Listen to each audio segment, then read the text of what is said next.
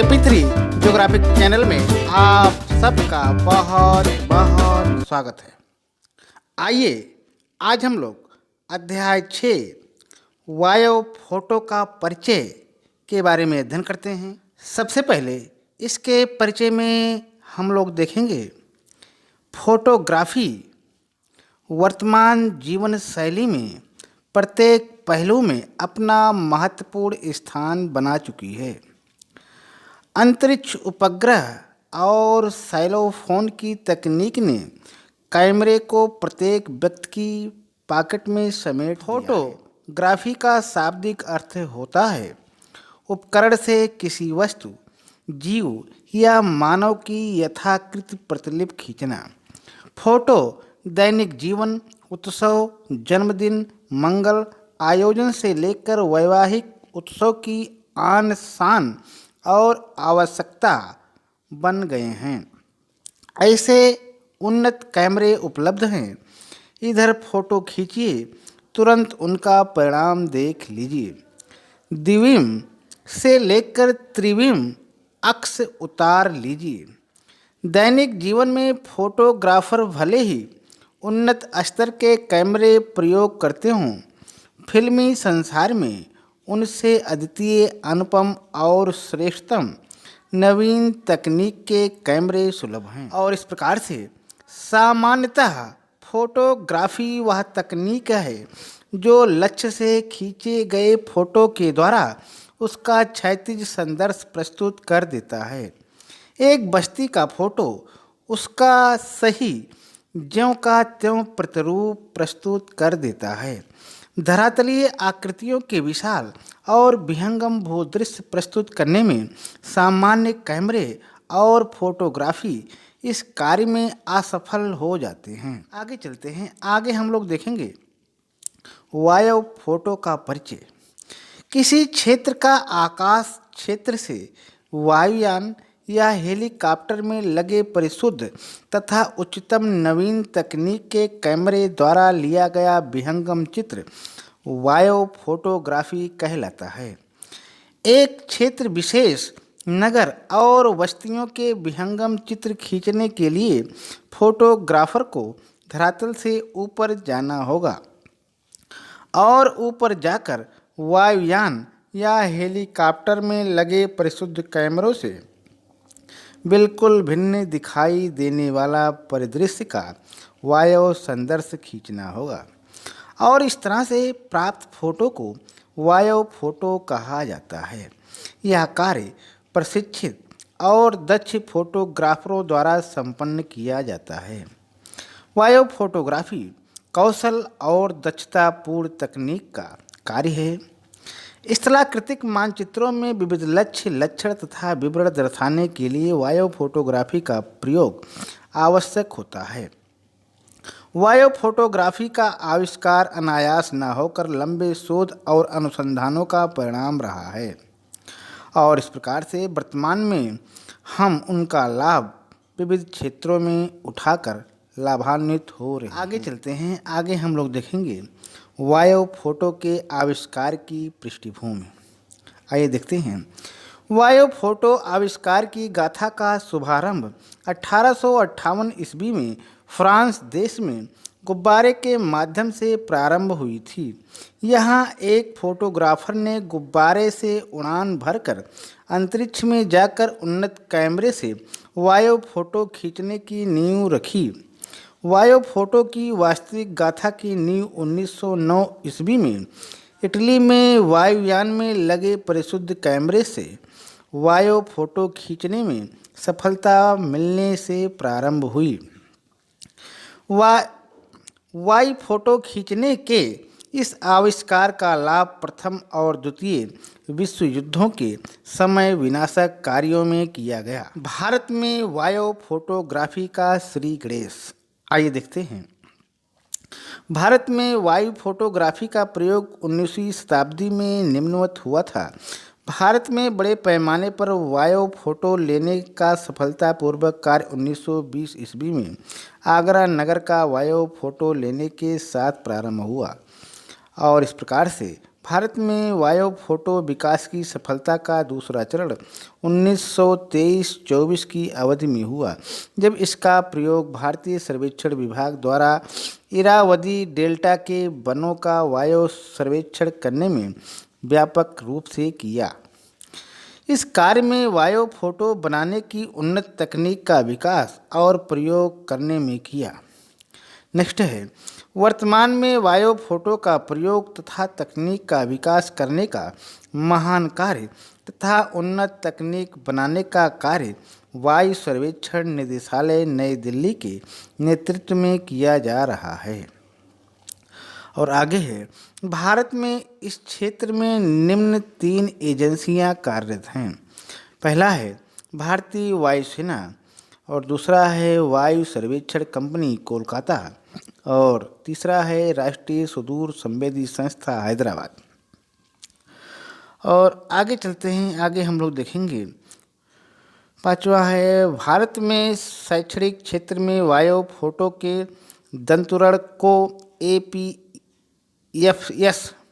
Party number 73 को भारतीय सर्वेक्षण विभाग के वायु सर्वेक्षण निदेशालय पश्चिमी ब्लॉक 4 RK पुरम नई दिल्ली 110066 के साथ जोड़कर सुलभ बनाया गया है। आगे चलते हैं, आगे हम लोग देखेंगे वायु फोटो का उपयोग। वायु फोटो उपयोगी है। इसका मूल्यांकन निम्न बिंदुओं के आधार पर करते हैं। पहला है, वायु फोटो का उपयोग स्थलाकृतिक मानचित्रों को खींचने में किया जाता है। और नेक्स्ट है, वायु फोटो का उपयोग स्थलाकृतिक मानचित्रों में विविध भूदृश्यों, उद्देश्यों और सूचनाओं के निर्वचन में सफलतापूर्वक किया जाता है।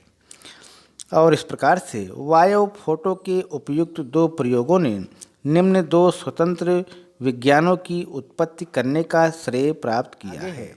का फोटोग्राममिति। वायु फोटो के द्वारा फोटो की परिशुद्ध लंबाई, चौड़ाई, ऊंचाई की माप प्रदान करने हेतु जिस विश्वसनीय माप की विज्ञान और तकनीक का आविष्कार किया उसे फोटोग्राममिति कहते हैं। स्थलाकृतिक मानचित्रों को तैयार करने और उन्हें नवीनतम और सर्वाधिक उपयोगी बनाने में फोटोग्राममिति सर्वाधिक महत्वपूर्ण भूमिका निभाती है। आगे हम लोग देखेंगे। नेक्स्ट है प्रतिबिंब निर्वचन। वायु फोटो के जिस सिद्धांत से फोटो की गुणात्मक जानकारी प्राप्त करके वस्तुओं के स्वरूपों को पहचानने तथा उनके सापेक्षिक महत्व से सही निर्णय देने की क्षमता प्रदान करता है, प्रतिबिंब निर्वचन कहा जाता है। यह भूमि उपयोग, उच्चाउच्च मृदा के प्रकार, कृषि तथा वातावरण प्रक्रम तथा भूमि उपयोग के विश्लेषण करने में सक्षम है। आगे चलते हैं, आगे हम लोग देखेंगे वायु फोटो के लाभ या महत्व। आइए देखते हैं। वायु फोटो बड़ा उपयोगकारी तथा लाभप्रद सिद्ध हो रहा है। इसके लाभों को निम्नलिखित बिंदुओं के माध्यम से स्पष्ट किया जा रहा है, जिसमें कहा है, वायु फोटो की परिपाटी हमें विशद क्षेत्रों का विहंगम परिदृश्य प्रस्तुत कराने में सक्षम है। और खा है, इसका लाभ पृथ्वी की सतह की आकृतियों को स्थानीय संदर्भ में देखने में उठा सकते हैं। आगे है गा, वायु फोटो का लाभ ऐतिहासिक लेखन के क्षेत्र में बार बार उठाया जा सकता है। और घा है, वायु फोटो से बनी फिल्म की संवेदनशीलता मानवीय नेत्रों को चुंबकीय स्पेक्ट्रम रंगों की पेटी के दृश्य क्षेत्रों से संवेदनशील बना देती है। आगे है अंगा, वायु फोटो शैली से त्रिविम युग्म प्राप्त करने के लाभ उठाए जा सकते हैं। इन चित्रों से धरातलीय दृश्यों को त्रिविम स्वरूप में प्राप्त किया जा सकता है। आगे हम लोग देखेंगे वायु फोटो के प्रकार। आइए देखते हैं। वायु फोटो का वर्गीकरण निम्नलिखित आधारों पर किया गया है, जिसमें पहला है कैमरा अक्ष की स्थिति पर वायु फोटो के प्रकार। इस आधार पर वायु फोटो निम्न प्रकार के होते हैं, जिसमें का है ऊर्ध्वाधर फोटोग्राफ, और खा है अल्पत्रियक फोटोग्राफ, और गा है अतितिर्यक फोटोग्राफ। आइए देखते हैं आगे है का ऊर्ध्वाधर फोटोग्राफ। ऊर्ध्वाधर अक्ष तथा ऑप्टिकल अक्ष के मिलने से प्राप्त होने वाला फोटोग्राफ ऊर्ध्वाधर वायु फोटोग्राफ कहलाता है। इन दोनों के बीच समांतरता प्राप्त करना बहुत कठिन होता है, क्योंकि वायुयान पृथ्वी की वक्रीय सतह पर गति करता है और इस प्रकार से फोटोग्राफ के अक्ष ऊर्ध्वाधर अक्ष से विचल हो जाते हैं। यह विचलन 3 डिग्री ऋणात्मक या धनात्मक होता है।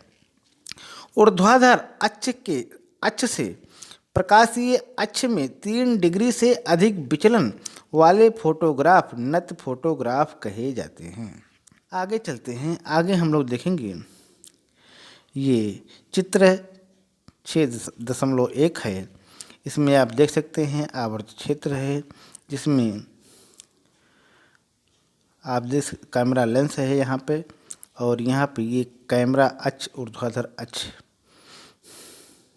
दिखाया गया है और ये सबसे ऊपर फोटो तल है। आगे चलते हैं, आगे हम लोग देखेंगे खा है अल्पतिर्यक फोटोग्राफ। जब वायु फोटोग्राफ कैमरा अक्ष में 15 डिग्री से 30 डिग्री के अविकल्पित विचलन के साथ लिए जाते हैं, तब वे अल्पतिर्यक वायु फोटोग्राफ कहलाते हैं।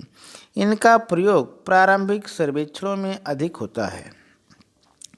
आगे है चित्र नंबर 6.2 में आप देख सकते हैं ये आवर्त क्षेत्र है और ये फोटो तल है। कैमरा लेंस यहाँ लगा हुआ है। ऊर्ध्वाधर अक्ष ये है, एरो से दिखाया गया है। इसमें 40 डिग्री का कोण है और ये कैमरे का अक्ष है। आगे चलते हैं, आगे हम लोग देखेंगे गा है अतितिर्यक फोटोग्राफ। ऊर्ध्वाधर अक्ष से कैमरे की धुरी लगभग 60 डिग्री झुकाने पर जो वायु फोटोग्राफ प्राप्त होता है उसे अतितिर्यक फोटोग्राफ कहते हैं। और इसमें आप देख सकते हैं चित्र नंबर 6.3 है। आवर्त क्षेत्र ये है, यहाँ कैमरे का लेंस लगा है, ये फिल्म है और ऊर्ध्वाधर अक्ष ये है, एरो से दिखाया गया है। ये 30 डिग्री का कोण यहाँ बनाया गया है, कैमरे का अक्ष है।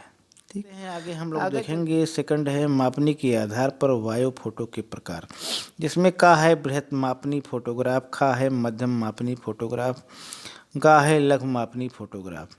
का में देखेंगे बृहत मापनी फोटोग्राफ, जिसमें 1:15,000 की बृहत मापनी पर बने फोटोग्राफ बृहत मापनी फोटोग्राफ कहलाता है। और खा है मध्यम मापनी फोटोग्राफ। इसमें हम लोग देखेंगे कि 1,15,000 से 1,30,000 के मध्य की मापनी पर बने फोटो मध्य मापनी फोटोग्राफ कहा जाता है। और नेक्स्ट है गा लघु मापनी फोटोग्राफ। इसमें 1:30,000 से लघु मापक पर बने मानचित्र लघु मापनी फोटोग्राफ कहलाते हैं। आगे चलते हैं, आगे हम लोग देखेंगे वायु फोटो की ज्यामिति। वायु फोटो की ज्यामिति जानने के निम्न 3 उदाहरण हैं, जिसमें का है समांतर प्रक्षेप, खा है लंबकोणीय प्रक्षेप, गा है केंद्रीय प्रक्षेप। आइए देखते हैं का समांतर प्रक्षेप। जिस प्रक्षेप में प्रक्षेपित किरणें समांतर होती हैं समांतर प्रक्षेप कहते हैं। चित्र नंबर 6.11 में त्रिभुज ABC को L1 रेखा पर समांतर प्रक्षेप का उदाहरण दर्शाया गया है, जिससे निक्षेपित त्रिभुज ABC बना है। ठीक, आगे चलते हैं, आगे हम लोग देखेंगे खा है लंबकोणीय प्रक्षेप। वे मानचित्र धरातलीय लंबकोणीय प्रक्षेप होते हैं, जिनमें धरातलीय दूरियां, लक्ष्य कोण तथा क्षेत्र सभी उच्चता के अंतरों से मुक्त होते हैं, लंबकोणीय प्रक्षेप कहलाते हैं। चित्र नंबर 6.5 में इसका उदाहरण प्रस्तुत किया गया है। इसमें प्रक्षेपित किरणें रेखा L1 के लंबवत हैं। चलते हैं, आगे हम लोग देखेंगे चित्र नंबर 6.5 है लंब कोणीय प्रक्षेप। इसमें आप देख सकते हैं यल बाएँ है, यल वन दाएं साइड में ABC, फिर ABC का एक कोण बना हुआ है।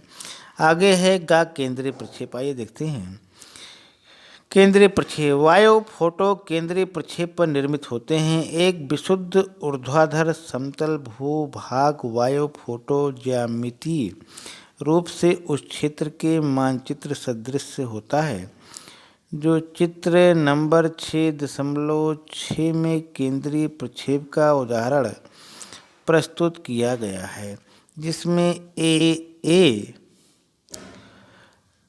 बी सी एक बिंदु 0 से गुजरती है, जिसे संदर्श केंद्र कहा जाता है। एक लेंस के द्वारा प्रक्षेपित आकृति को केंद्रीय प्रक्षेप कहते हैं। ये केंद्रीय प्रक्षेप का ये मानचित्र है, आप देख सकते हैं चित्र नंबर 6.6 है। और इसमें हम लोग आगे देखेंगे कि चित्र नंबर 6.7 में यह कैमरा लेंस है। धरातलीय सतह से आती हुई किरण पुंज इस बिंदु से अपसृत हो जाते हैं, अतः वस्तुओं के चित्र बनाने के लिए नेगेटिव फोटो की सतह की ओर अपसारित होती है। इस चित्र में A1, B1, C1 एवं D1 धरातल के चित्रों तथा नेगेटिव सतह के बिंदुओं को मिलाती हैं। धरातल पर स्थित A तथा नेगेटिव सतह पर स्थित A एक रेखा है जो कैमरा लेंस से होकर गुजरने वाले संगत बिंदुओं को मिलाती है। नेगेटिव सतह पर लंब खींचकर जिस बिंदु पर यह लंब मिलता है उसे प्रधान बिंदु कहते हैं। इस रेखा को बढ़ाकर धरातल तक लाने पर सतह PG बिंदु अर्थात धरातलीय प्रधान बिंदु पर मिलती है। इससे होते हुए ऊर्ध्वाधर रेखा खींचने पर यह नेगेटिव एक बिंदु पर मिलेगी, जिसे अधो बिंदु नाम दिया जाता है। ये 6.7 का चित्र है ऊर्ध्वाधर फोटोग्राफी की ज्यामिति। इसमें आप अच्छे तरीके से ये पता करके समझाया गया है। हम लोग देखेंगे अलबंब रेखा तथा कैमरे का अक्ष ऊर्ध्वाधर फोटोग्राफ के संपाती होती हैं। तिर्यक फोटोग्राफ में ये पृथक्करणीय होती हैं। ऊर्ध्वाधर फोटोग्राफ में प्रधान तथा अधोबिंदु एक दूसरे से मिल जाती हैं।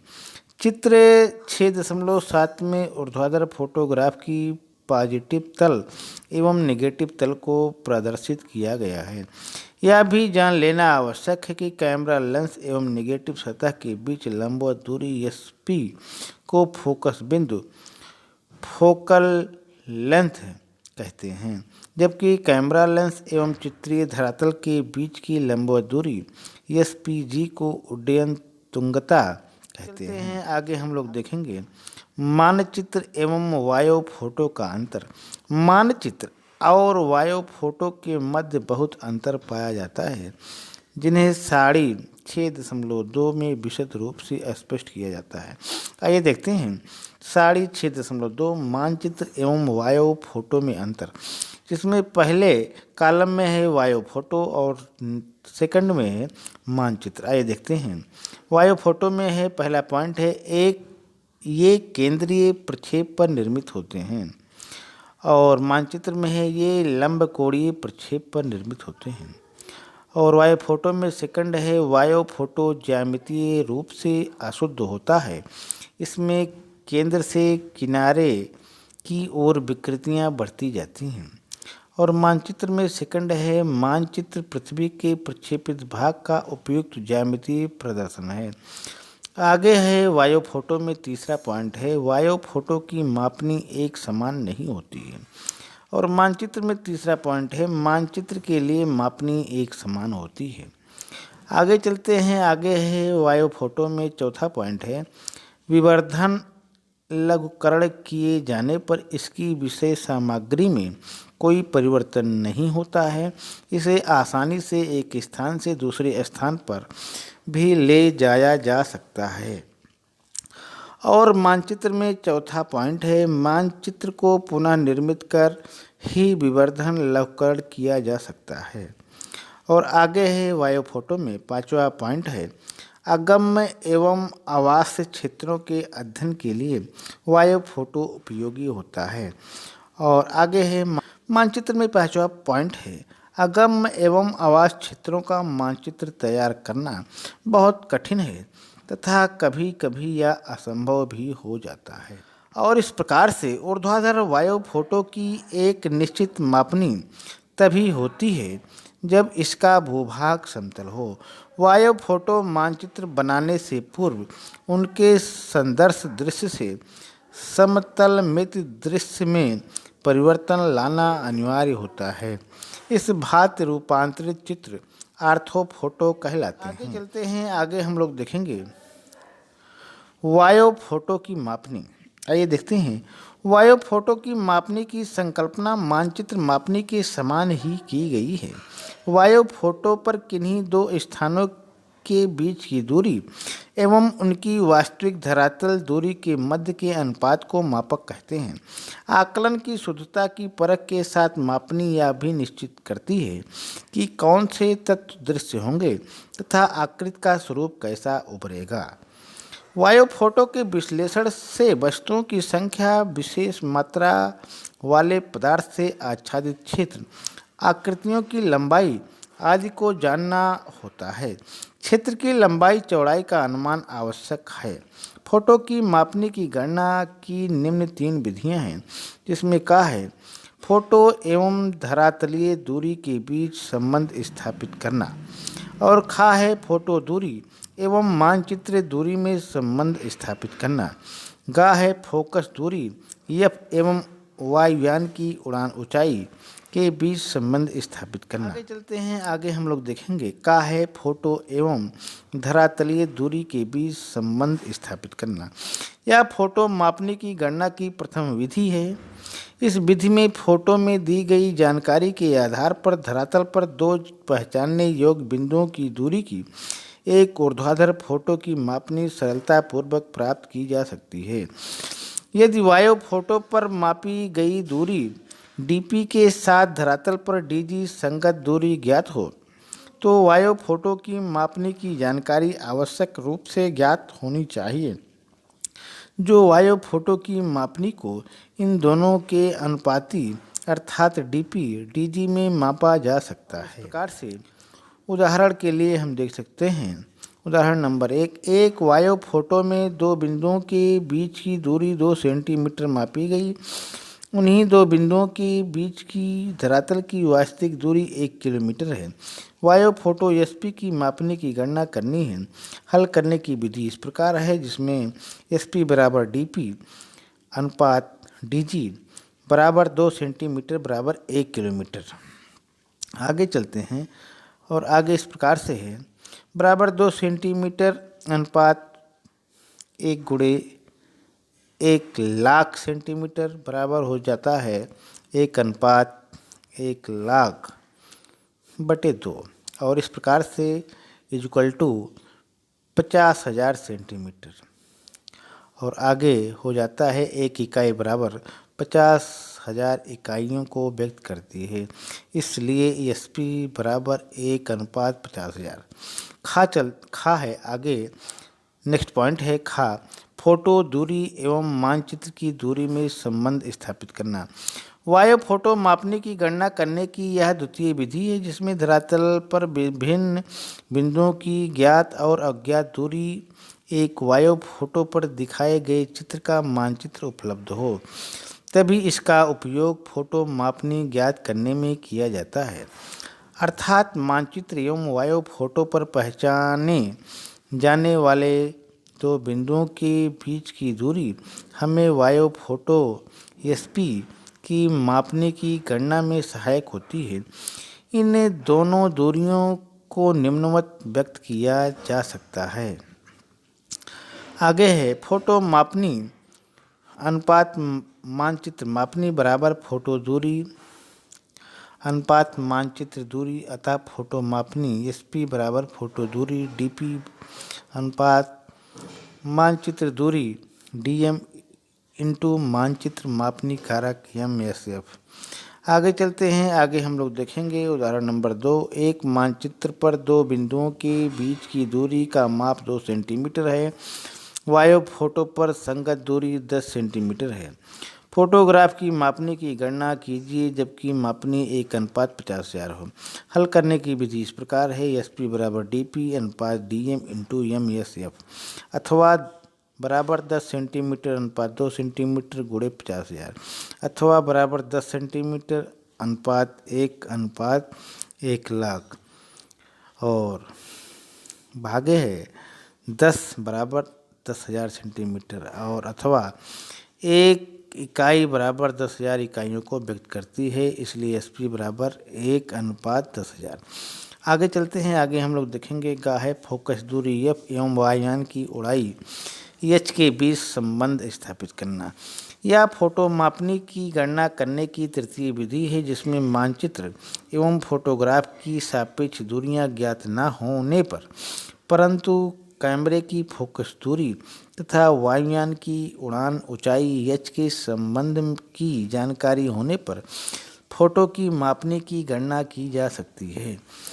और इस प्रकार से यदि दिया गया वायु फोटो पूर्ण रूपेण अथवा आंशिक रूप से ऊर्ध्वाधर हो जबकि चित्रित भूभाग समतल हो, अधिकतर ऊर्ध्वाधर फोटो में कैमरे की फोकस दूरी F तथा वायुयान की उड़ान ऊंचाई H की सीमांत जानकारी ज्ञात कर ली जाती है। अर्थात फोकस दूरी बराबर F उड़ान ऊंचाई H बराबर फोटो दूरी DP अनुपात धरातल की दूरी DG। और इस प्रकार से आगे हम लोग देखेंगे। आगे चलते हैं। आगे हम लोग देखेंगे उदाहरण नंबर 3। एक वायु फोटो की मापने की गणना जबकि वायुयान उड्डयन तुंगता 7,500 मीटर है तथा कैमरे की फोकस दूरी 15 सेंटीमीटर है। गणना विधि इस प्रकार है। SP बराबर F अनुपात H अथवा SP बराबर 15 सेंटीमीटर अनुपात 75,000 गुणे 100 सेंटीमीटर अथवा SP बराबर 1:7,50,000 अनुपात 15 अतः SP बराबर 1:50,000। आगे चलते हैं। ऊर्ध्वाधर वायु फोटो पर दी गई उपांत जानकारी। प्रतिबिंब अंश निर्देश चिन्ह उड्डयन तुंगता सूचक नति सूचक फोटो विनिर्देश। और इस प्रकार से 793 एक फोटो विनिर्देश संख्या है जिसकी देखभाल भारतीय सर्वेक्षण की 73 APFPS पार्टी द्वारा की जाती है। B1 है जो वर्तमान फोटोग्राफी करती है। भारत में 3 उड्डयन एजेंसी ही सरकारी अनुमति से वायु फोटो ले सकती हैं। ये एजेंसी है भारतीय वायुसेना, भारतीय वायुसेना वायु सर्वे कंपनी कोलकाता तथा भारतीय रिमोट सेंसिंग एजेंसी हैदराबाद, जिन्हें फोटोग्राफ पर क्रमशः A, B एवं C से दर्शाया जाता है। 5 एक स्ट्रिप संख्या है और स्ट्रिप 5 में 23 फोटो संख्या है। इस प्रकार से आज हम लोगों ने अध्याय 6 का अध्ययन किया। आज यहीं तक। बहुत बहुत धन्यवाद।